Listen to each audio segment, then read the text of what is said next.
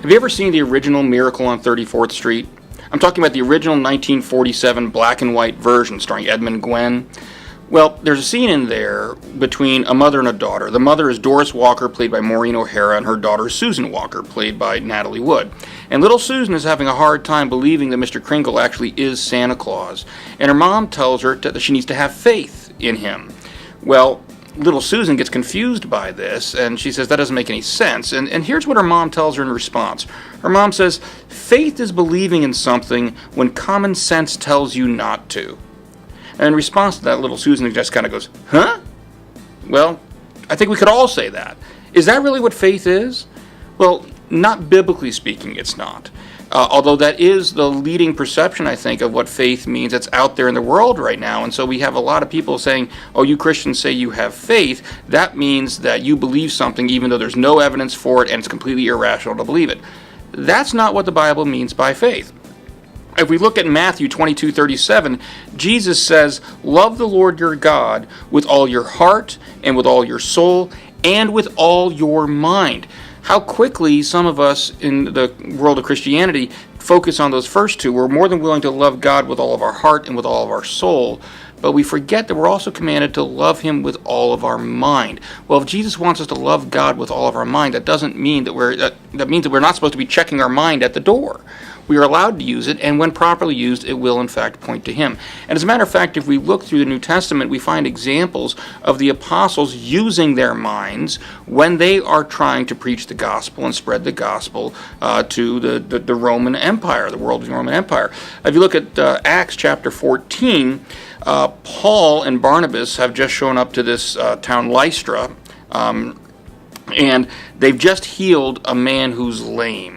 And when they healed him, the whole crowd all of a sudden got stirred up, and they started believing that Paul and Barnabas were actually Greek gods come down to earth in human form. And look what Paul says in response when they do this. He says, friends, why are you doing this? We too are only human like you.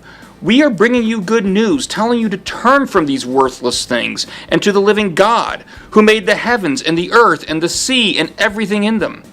In the past, he let all nations go their own way, yet he has not left himself without testimony. He has shown kindness by giving you rain from heaven and crops in their seasons. He provides you with plenty of food and fills your hearts with joy. You see what Paul's doing here?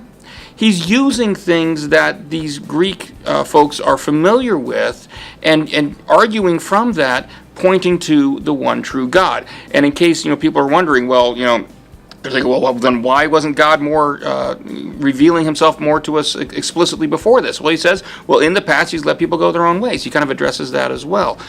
What we see here is Paul is using reason, using his mind to try to present an argument to these folks about why they shouldn't be doing what they're doing. We see another example just a few chapters later in Acts chapter 17. At this point, Paul is appearing to a council of prominent Greeks at the Areopagus, and he's trying to argue to them for the Christian faith. And look what he says here. He says, the God who made the world and everything in it is the Lord of heaven and earth, and does not live in temples built by human hands. And he is not served by human hands as if he needed anything. Rather, he himself gives everyone life and breath and everything else. From one man he made all nations, that they should inhabit the whole earth. And he marked out their appointed times in history and the boundaries of their lands. God did this so that they would seek him and perhaps reach out for him and find him, though he is not far from any one of us. For in him we live and move and have our being. As some of your own poets have said, we are his offspring.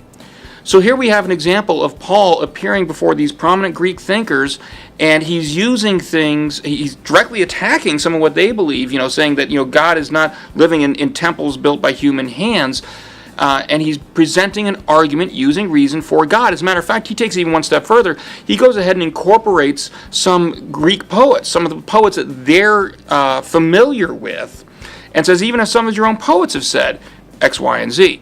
So when someone tells you that faith is just blind faith, that's what Christianity requires you to check your mind at the door, understand that's not what Christian faith is. Jesus commands us, in part, to love God with all of our minds. He wouldn't command us to do that unless the proper use of our minds would still point to Him.